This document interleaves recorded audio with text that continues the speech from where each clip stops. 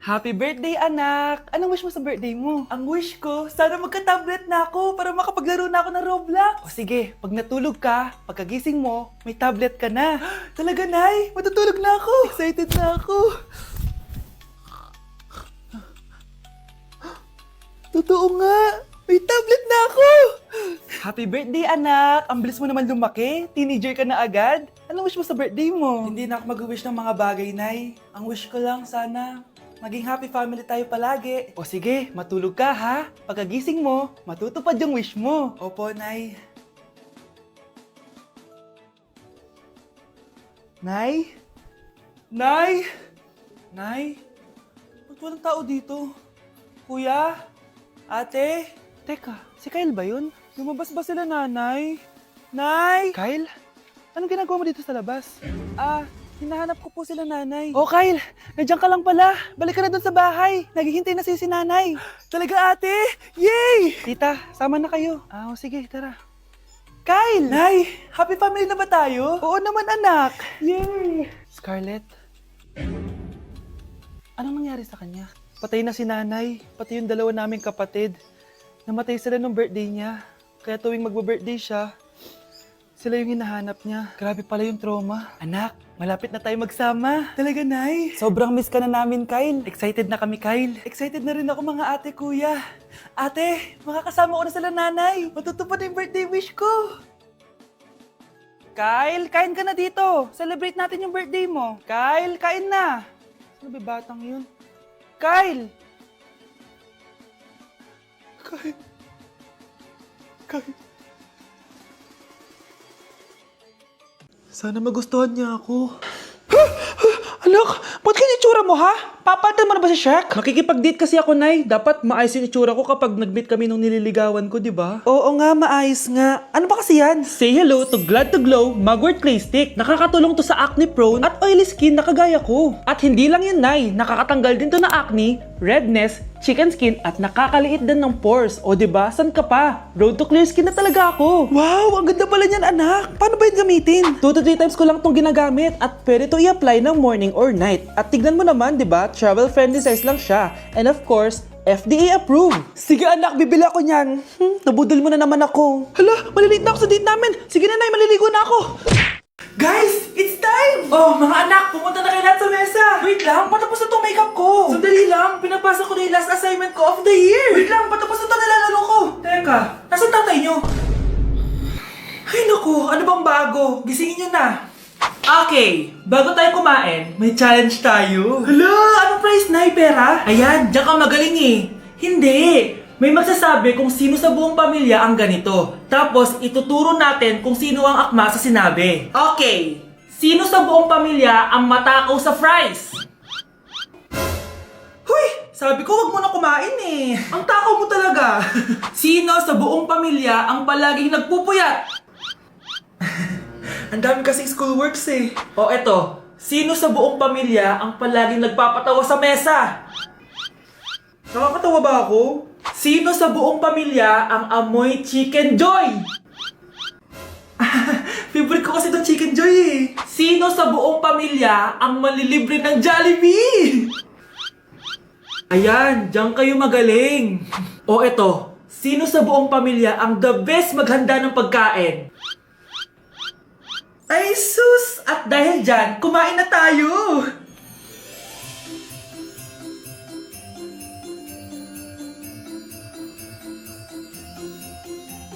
Sakto talaga ang Family Super Meal A, B, and C dahil nandito lahat ng favorites natin. Starts at 599 pesos. For me, sulit talaga to. And I can say na Jollibee is our joyful joy giver this Christmas. Buo ang saya ng Pasko with this Family Super Meals. Oh, sino sa buong pamilya ang maghuhugas ng plato? No, bakit ako? Umamin ka nga sa akin, Brianna. Bakit ang daming pera ng wallet mo? Hindi ko po alam, Your Honor. Nangupit ka sa akin, no? Your Honor, i-double check ko lang kung totoo yung sinasabi nyo. Anong Your Honor? Nanay mo ko. Nagsasabi na ito. Anay, alis lang ako. At saan ka na naman pupuntang babae ka? Sa boyfriend ko po, Your Honor. Your Honor? Saka din eh. Bawal na umalis, gabi na. Gusto ko siya makita. Gusto ko makita sa mata niya na nasabihin niya sa akin, mahal niya ako. Gusto mo ito makita mo? Joke lang, Your Honor. Anak, nakausap ko yung teacher mo kanina at sabi niya, hindi ka daw pumasok ng school? Di po totoo, Your Honor. Your Honor, Your Honor. Pati ikaw? Nag-aral. Ako kanina, baka di niya lang ako nakita kasi nasa farm ako. Ha? Anong farm pinagsasabi mo? Anak, ba't dila ka ng dila? Butiki ka ba? Nay, sorry. Uso kasi ito, Nay. Ayun na naman tayo sa mga uso-uso. Hindi kayo napapagod, no? Tigilan nyo yan. Mga anak, kain na tayo. Yes, Your Honor. Nandito na kami, Your Honor. Tama na ka, Your Honor nyo. Your Honor, kain na tayo. Tama na! Tumigil na kayo! Your Honor. Anak, bilan mo ako ng tubig na sa 7-Eleven. Bilis na. 7-Eleven? Sige, Nay. Nay, alis na ako, Pag may dalang maleta yun. Ano naman trip ng babaeng to? Manood na nga lang ako. Wow, ganito pala itsura ng airport. Ang ganda. Ganito pala feeling sumakay ng airplane. Eto ba yun, yung 7-Eleven? Teka, anong oras na? Bakit di pa umuwi yung babaeng yun? Ayan, ito yung pinapabili ni nanay. Tawagan ko na nga.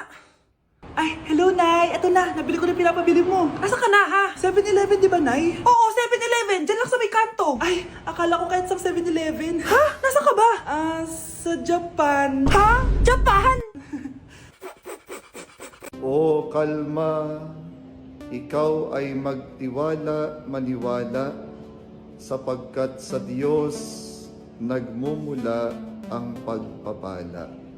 May mga pagsubok tayong Nay, tinatamad ako pumasok. Diyos ko, mga kabataan ngayon. Kami nga, tumatawid pa kami ng ilog at bundok. Nayo, ito award mo.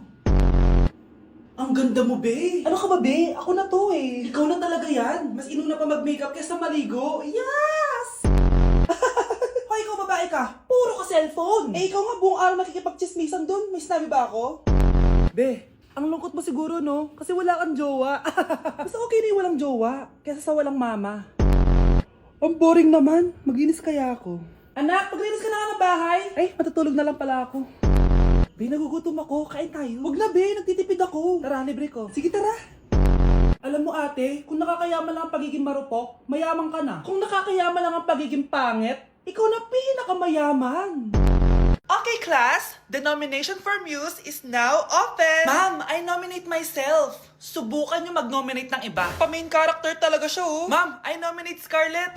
Hala, maglalaban sila. Ooh, ang dalawang magkaribal. Hay nako, for sure mananalo ako. Let's fight fair and square. Okay, we have 2 candidates. Unang tanong, anong meron sa inyo na wala sa kalaban nyo? Ang bagay na meron ako at wala siya ay yung mga mansyon namin. Mamahalin namin na sasakyan, mga luxury bags, for sure wala siya nun. Ang bagay na meron ako at wala siya ay ang mga taong nagmamahal at sumusuporta sa akin. My family, my friends. Walang kwenta ang yaman kung walang nagmamahal sa'yo. Oh, burn! For my final question, bakit ikaw ang deserving maging muse? Obvious naman, di ba? Maganda ako, sexy ako. Ano pa bang hahanapin niyo sa akin? I believe that being a muse is being a good role model.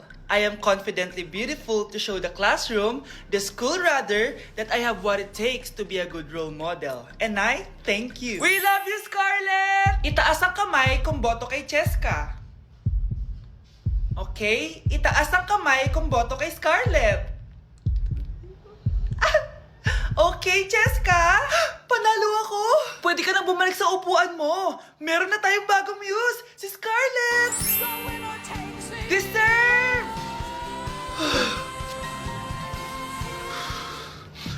Hello? May ipapatumba ako sa'yo. Uy, Scarlett, di ba ex-boyfriend mo yung bago ni Samantha? Samantha, tinraidor mo ko. Hi, Scarlett! Sabay na tayo mag-review. Sino ka? Lu, ako to, si Michael. Kaklase mo ako, di ba? Alam ko lahat ng sagot sa exam. Talaga ba? Sige na nga, turuan mo ako dito. Yes! Sabay tayo magiging perfect! Uy, sarap niyan na! Oh, mag-isa ka lang? Oo. Wala naman akong kaibigan dito eh. Ako, pwede ba ako maging friend? Boyfriend? Ha? Ayan ka na naman eh. Joke lang, ito naman. Kain na nga tayo. Oh, Scarlett, ano yan? Ba't ka nakasimangot? Bagsak kasi ako sa quiz kanina. Naku, okay lang yan. Ako nga, araw-araw bagsak sa'yo eh. Ha? Ano sabi mo? Sabi ko, smile ka na kasi pasado ka naman sa akin. Alis na ako, pasok na ako ah. Baliw! Ay, umuulan pa! Ang mga gamit ko! Ayan, di ka kasi nagdadala ng payong. Pag ikaw nagkasakit ha, pasalamat ka, nandito ako. Michael, ba't nandito ka pa? Hatid na kita sa bahay niyo, baka mapano ka pa. Gusto ko safe ka makauwi. Lo, sige na nga. Ano ka? Scarlett? Michael? Ship ko kayo! You may kiss the bride! Mag-kiss Ano na kayo! kaya? Anong kiss? Lo, parang di gusto. Dalian yan, nakis mo na sa noo! Humanda ka, Scarlett. Tapos na yung maliligayang araw mo. Hi, Bes! Uy, Bes! Boyfriend ko nga pala, Michael, si Samantha, best friend ko. Hello, Samantha. Nice to meet you. Hi, Michael. Ako nga pala si Samantha. Una na kami, Bes, ha? Bye-bye. Masaya naman kami dati. Inagaw lang siya ni Samantha. Yung best friend ko pa. Nay, sorry. Napagastos ka pa tuloy sa pagpapa-hospital sa akin. Ano ka ba, anak? Nawala na nga sa akin yung kuya mo, di ba? Ayoko namang mawala ka din sa akin. Hello po, good morning. Dok, ano po balita? Makakalabas na po ba si Scarlett bukas? Ma'am, may good news po ako. Pwede na po lumabas si Scarlett bukas. Salamat sa Diyos! Hindi na ako magiging pabayang ina. Ayoko na maulit yung nangyari sa kuya mo. Nay, ano pala nangyari kay kuya? Hindi mo pa nakakwento sa akin yun. Ha? Bata pa yung kuya mo, anak, nung nawala ko siya sa palengke. Mare, magkano tong sitaw? 50 na lang sa'yo, Mare. Ang mahal naman, Mare. Pwedeng 20 na lang to. Mga laruan ba yun? Ang ganda nun na. O siya, sige na, kumari naman kita eh. Ayun yung gusto ko sa'yo eh. Tara na, anak. Anak, anong lugar na to? Nasaan yung batang yun? Nasaan na si nanay? Nay! Anak! Ate, may nakita po kayong bata dito? Ay, wala po akong nakita eh. Nasaan na ba yun? Anak! Simula noon, hindi ko na nakita yung kuya mo, Scarlett. Hanggang sa may pumuntang pulis sa bahay natin. Ang sabi nila, patay na daw siya. Grabe naman yung nangyari kay Kuya Nay. Ang lungkot naman po pala nung nangyari sa kuya ni Scarlett. Sige na po, ma'am. Kailangan ko pa po bisitahin yung mga ibang pasyente. Sige po, Dok. Salamat po. Anak, ang importante, makakauwi ka na bukas. Opo, Nay. Makakapag-thirst trap na ako ulit.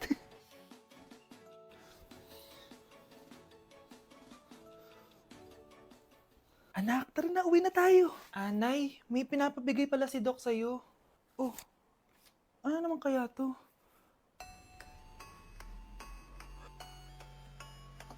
Paano nangyari yun?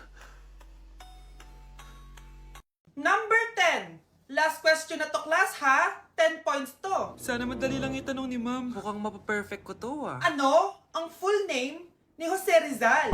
Full name? Akala ko full name niya na yun. Dinuro ba yan ni ma'am? Kung nakikinig talaga kayo sa discussion natin, alam nyo kung anong full name niya. Alam ko lang yung full name ng crush ko. Ano ba kasi full name niya? So wala palang nakikinig sa akin, ha? Sige, perfect sa exam ang makakasagot sa akin. Ma'am, alam ko po. Okay, Cheska, ang full name ni Jose Rizal ay Jose Protasio Rizal Mercado E. Alonso Rialonda. Very good! Perfect ka na, ha? Yes, thank you, ma'am. Ma'am, bakit pa ba namin kailangan pag-aralan yung full name ni Rizal? Itatanong ba yun sa amin kapag mag-a-apply na kaming trabaho? Oo nga, ma'am. Parang di naman kailangan pag-aralan yan. Perfect na sana ako, eh. Pinag-aaralan natin siya kasi marami siyang nagawa at naiambag sa bayan natin. Kayong dalawa, ano naiambag nyo? Di ba puro lang kayo reklamo at panigat sa bahay? Sabi ko nga po, ma'am. Anak, manood ka na itong Cocomelon para malibang ka. Sige po, Nay. Ang cute nila. Quack, quack, but only 4 little ducks came back. Cocomelon ba yun? No, bawal yan, bawal yan. Ang dede ay pribado, bawal ipakita to. Hindi Anak, ano yung pinapanood mo, ha? Nay, eto na yung bagong Cocomelon. Ay, iba na pala yung Cocomelon ngayon. ang kwet ay pribado, bawal ipakita to. In fairness, educational siya, ha?